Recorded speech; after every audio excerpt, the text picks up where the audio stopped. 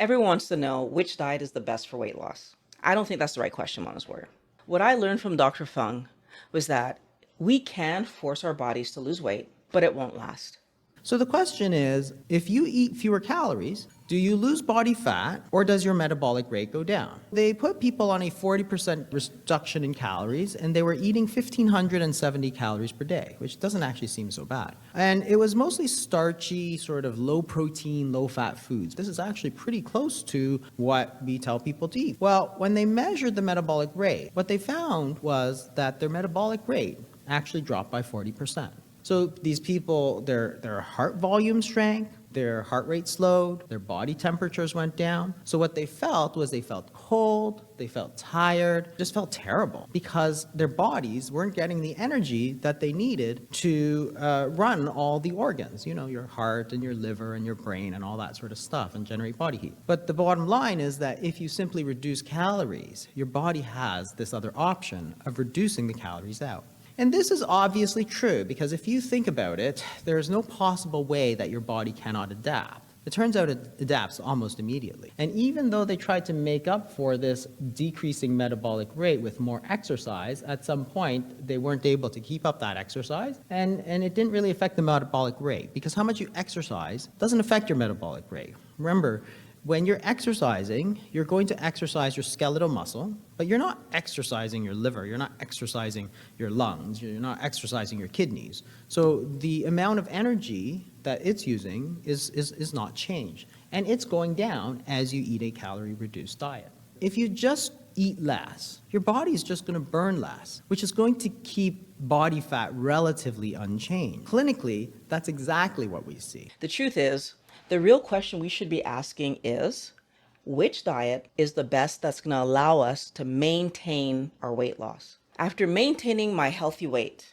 with keto for 6+ years, and then switching to carnivore more than a year ago, I have some thoughts that I want to share with you about maintenance. But I want to start off with a quick recap of what keto and carnivore are for any people who might be new to the channel.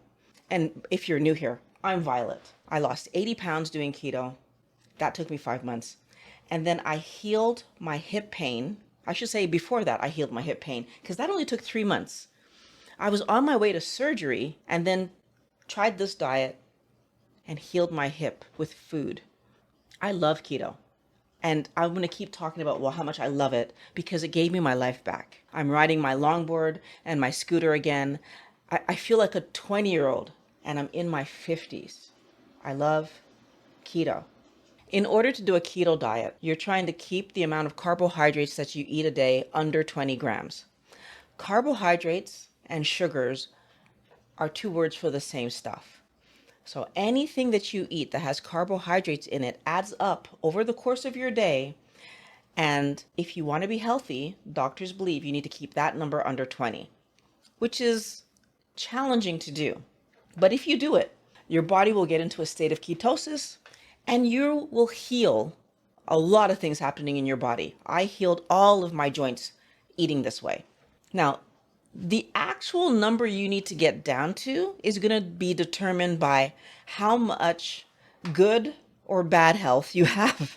So for me, I had so much inflammation and joint problems that I needed to keep myself under 18 grams of carbs to be in a ketogenic state and heal my joint pain. And that, of course, that did allow me to lose the 80 pounds as well. Your number is going to be dependent on what you're trying to solve. There are 3 macronutrients though. So I'm going to talk about the other 2 as well. Like how much protein you need to eat is going to depend on the ideal body weight you're aiming at. So if you're aiming, I have a whole video about how to figure out how much protein that you should eat, and I'm going to link it down below in the description. But basically you find out what your good weight should be, and then based on your lean body mass, you're going to know how much protein to eat. And then, of course, fat consumption. What I learned from Dr. Wussman was that we should be eating to satiety. And so therefore, you don't really need to pay as much attention to the amount of fat that you're eating, except to know that as long as it's healthy fat, then you should be eating it. Now, I have a video that I just did about healthy fat and women's hormones and all this stuff. I'm going to link that in the description as well. But when you eat to satiety, what that actually means is that you are eating until you don't feel hungry anymore, not until you're full, which I know contradicts what most of us have done our entire lives. We sit down and we eat, and if we're not full at the end of that plate, we'll go get seconds so that we leave our eating session feeling full. Dr. Westman explained that that's actually not what you're trying to accomplish on a keto diet, especially when you have weight to lose. If you compare this to a carnivore diet, on a carnivore, you're actually eating only animal products. Now, there are a lot of people that look at carnivore as an extension of your keto scenario. That's what I did. I could see how amazing I felt when I took my carbs down to 18 and less. So I took them all the way down to 0 because, first of all, I just thought that would be healthier for me because I'm not bringing in any carbohydrates because my body makes all the carbohydrates that I need. So I felt like that would be a healthier option. But add to that when you take all the carbohydrates out from the plants, then what you're also doing is removing all the toxins that the plants were bringing in. So toxins are poisons and they're harmful to our body. Plants also bring in anti-nutrients. Anti-nutrients are compounds that interfere with the absorption of the nutrients that our body is trying to get out of our food. So when you are eating toxins, the amount of toxins that you need to take in to show a reaction is going to be dependent on how healthy you are and how much of whatever it was that you ate, right? So it's a combination of these two things. Some people will react to a very small amount of a toxin that they've eaten, and some people need to ingest quite a bit of it to show a reaction. And by the way, the reaction can be immediate or the reaction can take years to build up and then show itself in your system. This is part of the reason that most of us aren't even aware that we're allergic to things or we're reacting to things. So there are toxins in the foods that we're eating. I had no clue that I was reacting to nightshades until I did a healthy diet and I did keto and I took most of these things out of my diet. And when I reintroduced them, I saw the reaction. Now, the toxic reaction that you could have might be some kind of rash, but it can be as severe as organ damage. This is not something to be taken lightly or ignored. And when it comes to anti-nutrients, they can give us deficiencies or can lead to imbalances that eventually can lead to medical conditions as well. So, how does keto compare to carnivore? And in order to walk us through this, what I want to do is I want to talk about some categories that I came up with so we can compare them. We have ease and simplicity, food cravings and enjoyment, energy and mental focus, physical results and well-being, social life and practicality, and we have sustainability. For each of these categories, I'm going to rate them as either 1, which would be great, 2, which would be, it's okay, and then 3, which would be not great. At the end, we'll add them up and we'll see which diet actually comes out ahead, in my opinion. So for ease and simplicity, initially, keto for me was a struggle.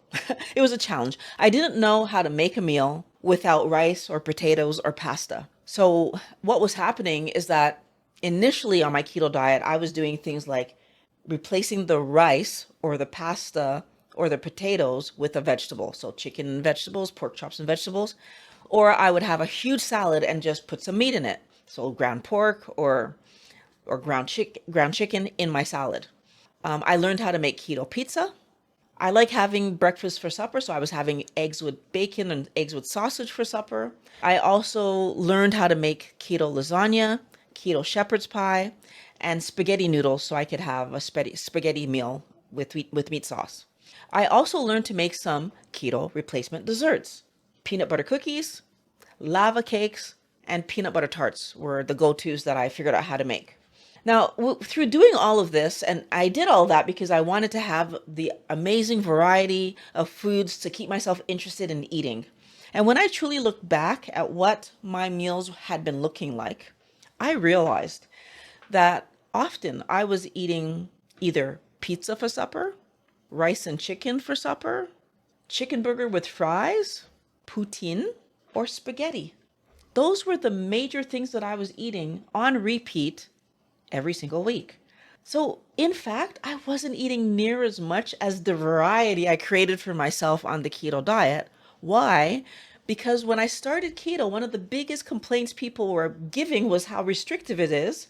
I kind of came through the door with this long list of what I was planning to make, trying to make it interesting to myself. But then I ended up making cooking more complicated than it ever needed to be. And so after taking a realistic look at what I had been eating before I started keto, I was able to allow myself to go back to being the kind of person that I already was. I like simplicity, especially when it comes to cooking, because I hate cooking. So I went back to making a few simple meals, and I did years of that. And then last year, when I started Carnivore, my life got even simpler because I didn't have to worry about vegetation anymore.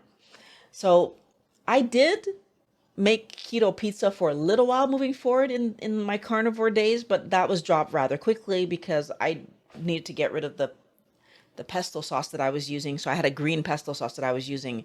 I want us to understand though that I didn't start with carnivore.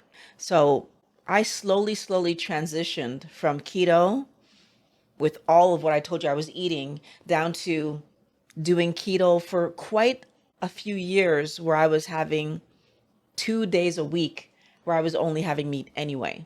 And even the days that I was having vegetation, by the way, there wasn't much vegetation on my plate. Maybe I was having olives or maybe I was having some avocado. Once in a while, I would have a salad. It wasn't a lot. So the transition to carnivore for me was really simple. But if you were coming from standard diet straight to carnivore, first of all, I do know that there are replacements. You can make replacement bread, you can make replacement like pizza like I did. So there are ways to make your meals a bit more interesting at the very beginning. And if you do that in order to transition easily, I think that that would be a great thing for you to do. My one concern about going from a standard American, standard Canadian diet, standard wherever you are from diet to carnivore is that I learned from Sally Norton that that can be dangerous because in removing all the veg, you're removing all of the oxalates from your diet. That can cause some people to experience oxalate dumping, and that apparently can be quite dangerous to your health. I believe for myself, my challenges of carnivore would have been much bigger had I not slowly transitioned over from keto over the course of 5 years. There's a huge benefit of ending carb addiction immediately that I could see from going straight from standard American diet, standard Canadian diet to carnivore, but I'm not sure if the risk of oxalate dumping is worth it. So, what I'm going to do is I'm going to say that keto is harder. So I'm giving it a 3 because you still ingest quite a bit of carbs and it keeps you chasing. And the carb creep that can happen is also another way that you could chase. Figuring out the keto meals and trying not to be over your carb count, super tricky. Where carnivore is more about figuring out the meats you like and, eating eggs and limiting spices and dairy. So I'm going to give that a 2. Food cravings and enjoyments, the next category. I think that my ability to identify my carb addiction really early in this process played a huge role in me correctly labeling what was happening in my life. When you're actually hungry, no food is boring. So by me understanding that even the vegetables that I was eating could fuel my carb addiction, that helped me to understand why eating vegetables felt necessary at the beginning. That was a way for me to still touch the stuff that got my brain chasing. Now, I will say that on both diets, you get to resume eating foods that you love that used to be forbidden, like fried chicken, bacon, all the fatty meats, as a matter of fact. And even you get to eat whole eggs. Like the experience of resuming eating healthy foods that taste delicious was amazing for me. Take into consideration, I'm not the person that likes vegetables or fruit. I never liked them, so removing them from my diet was not hard. So by correctly labeling my cravings as addiction, when I crave chocolate or any other vegetation-based food, I was able to see that it was my addiction talking. Now, it's important for everyone to understand that you cannot like or even miss something that you're addicted to because you aren't in control. The correct word for that feeling that you're having is compelled, not like. It's compelled, Wellness Warrior. So on a keto diet, keeping your carbs low helps us to minimize cravings. But on carnivore, as long as you don't eat those carbs, you won't chase them. So on both diets, I enjoyed my meals because I prepared the foods that I liked. But I'm going to give the edge to carnivore because all the plants are eliminated at that point. So that gets a 1. And then keto is going to get a 2 because it brought them down low enough for me to realize that I was addicted, first of all, and then completely control my addiction.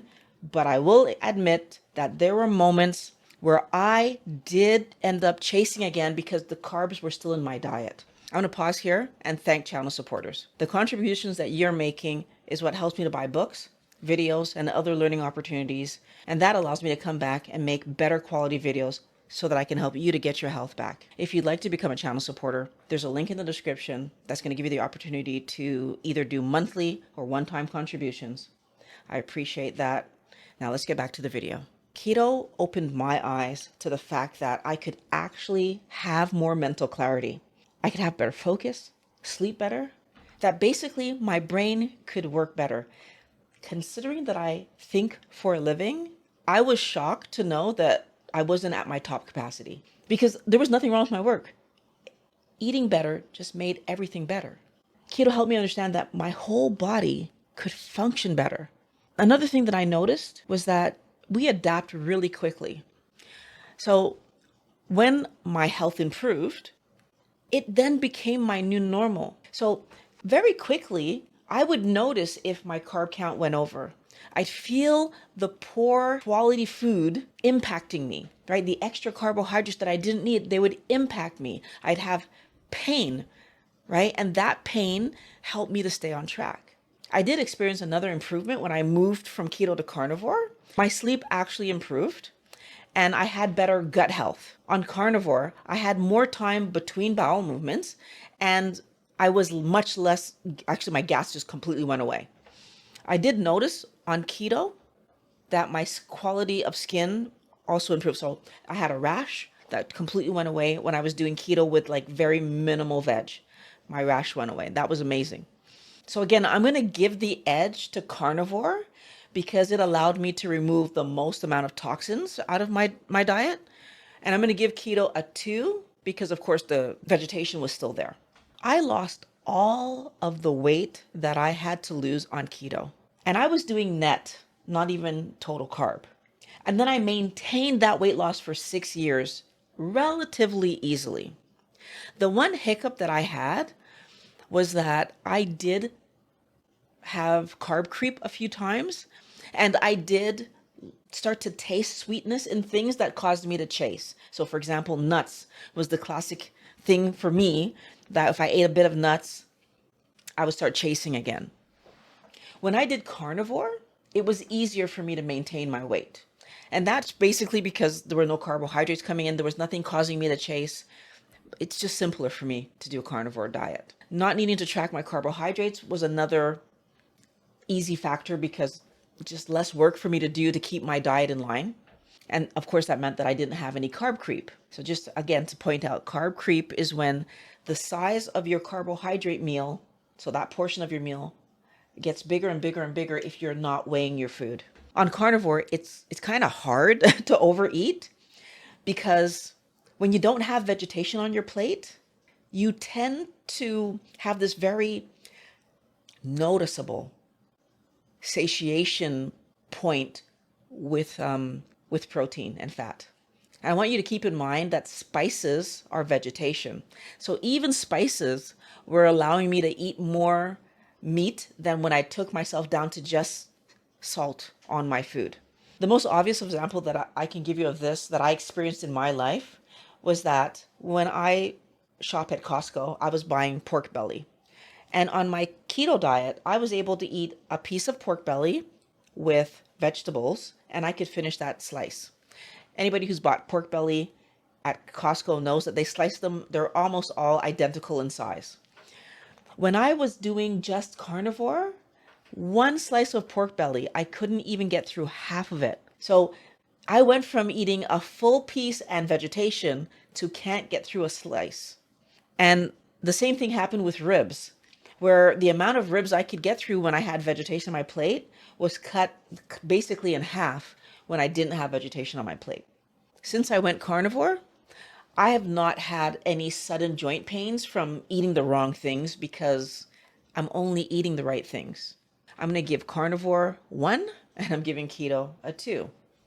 Obviously, keto is a much easier diet for us to manage as women. It's so normal to see a woman order a huge salad as a meal. And whenever I went out, I would just add meat to that huge salad. Or I would, at most restaurants, order a meat dish, but I would just ask them to only give me the vegetables and then add a salad to it if I needed to. So just leaving the rice and the pasta off the plate. Where for me, carnivore was much harder when you're talking about eating out because all I wanted on my plate at a restaurant was meat, and that looks super odd for a woman to do. Now, I don't necessarily care how I look when I go out to eat, but it did frustrate me to have to answer all the extra questions from the server.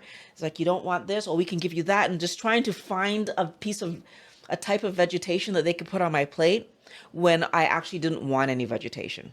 And you'd be surprised that even when I would say nothing, I don't want anything, sometimes it would still come to me with vegetation that I would have to throw on a napkin on the table because I don't want it on my plate. I don't even want to be tempted at all.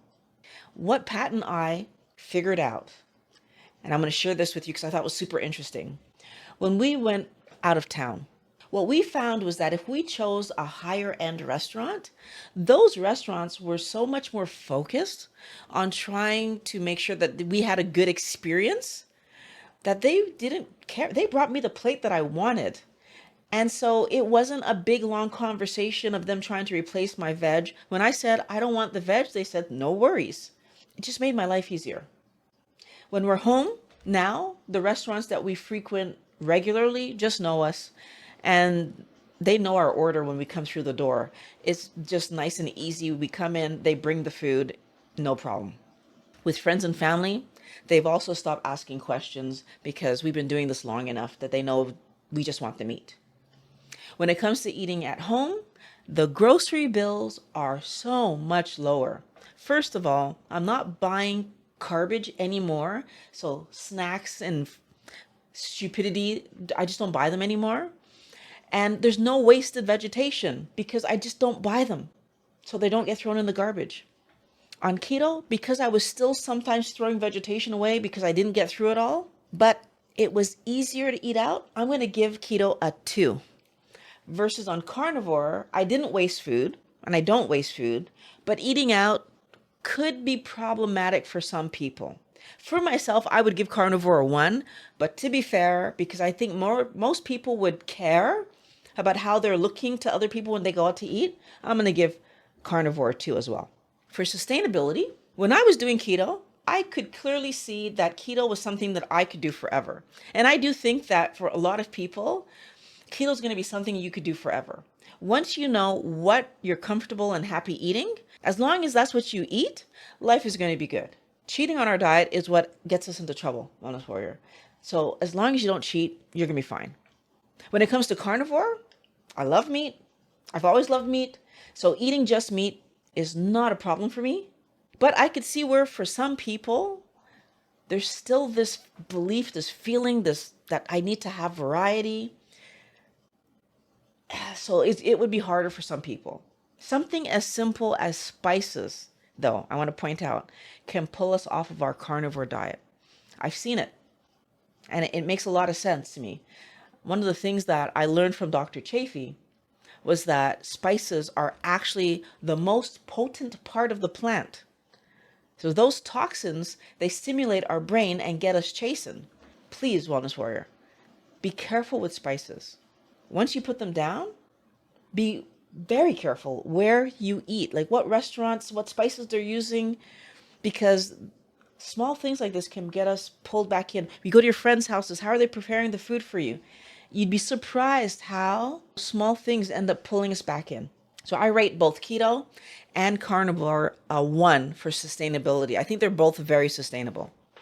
As you can see, with 6 being a perfect score, carnivore is much closer than keto. In my opinion, it's the better diet. But does that mean that everyone on the planet should be doing carnivore? It's not that simple. Depending on what stage of your life that you're in, your ability to jump straight into carnivore will be different. And no, this is not about whether or not carnivore has a negative impact on our hormones. I made a video about that and how amazing keto and carnivore actually are for our hormones that I'm going to link below that you can check out after this video. The thing is, a single person who has full control over the food that comes into their home is going to have a much easier time doing carnivore than someone who has a spouse that's still expecting a standard American, standard Canadian diet meal. Someone who's working from home can have the benefit of not being tempted by the foods that the secretary is going to bring in, or maybe the birthday cake that's happening. But I'm right beside the kitchen all day long. So if it happens to be that I have teenagers or a spouse that's bringing junk food into the house, I'm going to be tempted. And your current health status is also going to play a pivotal role in which diet you can even show you good results, right? Because I believe that there have been people who did keto perfectly. They got themselves down to 20 grams of carbohydrates. They followed the best practices, and still they didn't see success because they had the problem that I had, that they needed to be well under 20 grams of carbs or their body did not get into that ketogenic state. I honestly believe that having violet syndrome, where when I eat a toxic food for myself or my carb count is too high, I'm in pain immediately. And that helps me because it tells me I ate something wrong. My joints screaming gets me to stop and look at what did I eat yesterday or the day before yesterday so that I can get myself back in line. I figured it out because I was tracking, and I figured it out because I was paying attention to how my body was reacting. But you need to understand that the flip side of that very same coin, which I learned from Sally Norton, is that if you remove all those carbohydrates at the same time in one shot, you could remove too much carb too quickly and end up oxalate dumping. I honestly believe that is much more safe for everybody to remove vegetation slowly over time, because it's my understanding that most of the vegetation that we are eating has some level of oxalates in them. A slow reduction helps most of us evade oxalate dumping. I'm crediting my slow transition from keto to keto with very little vegetation to keto with several days a week where I was doing carnivore days to carnivore as greatly contributing to the fact that I never experienced any kind of oxalate dumping. I really want you to take that seriously because oxalate dumping can have severe health implications. Some of the symptoms that I've seen listed were painful bowel movements, grainy stools, skin rashes, mood changes, fatigue, dizziness, painful urination, difficulty focusing, joint pain, muscle cramps, or feeling like you're walking on shards of glass. And there's probably more that wasn't even listed in that quick search that I did. As you can see, oxalate dumping impacts both your body and your mind, so we need to take it seriously. The food you eat builds your healthy body, but your body is already built. We need to understand that this is a renovation that we're doing, Wellness Warrior. The only way to actually complete this renovation is to eat the healthy food moving forward. You see, the issue that we all live is that every meal is building the body that we'll be living in the coming years. And that means that every meal is building either a healthy body or a sicker body. We don't get to take a vacation from eating healthy, ever. Every time you eat something unhealthy, you're actually putting holes in the foundation of your health. Eating keto helped me to see how good I could actually feel. Eating carnivore helped me to see how good food tastes when I'm actually hungry. I eat meat, fish, poultry, and eggs with the only spice being salt. And I enjoy, no, actually, I'm going to say I actually love my meals. Real food tastes amazing. The best diet to help you maintain your weight is the diet that is not overwhelming your body with toxins and anti-nutrients. The best diet to help you maintain your weight is the diet that you eat consistently without fail. The best diet to help you maintain your weight is the diet that tastes good to you. For me, that's carnivore. But honestly, Wellness Warrior, if for you it's keto, that's amazing. The truth is, the standard American diet is a fat gaining, sickness producing diet that you should never have been on in the first place. The sole purpose of that diet is to create candidates for medication and surgeries. But I'm not going to start a rant right now because, that's not the goal for today's video. I want to help you to see that carnivore is the superior diet while keto is amazing. Now I want to hear from you. What diet are you doing? What kind of success are you getting? Start your comment with superior or amazing to let me know that you made it to the end of the video. And you can check out that video on hormones after you've left your comment. I pinned it in the comment section.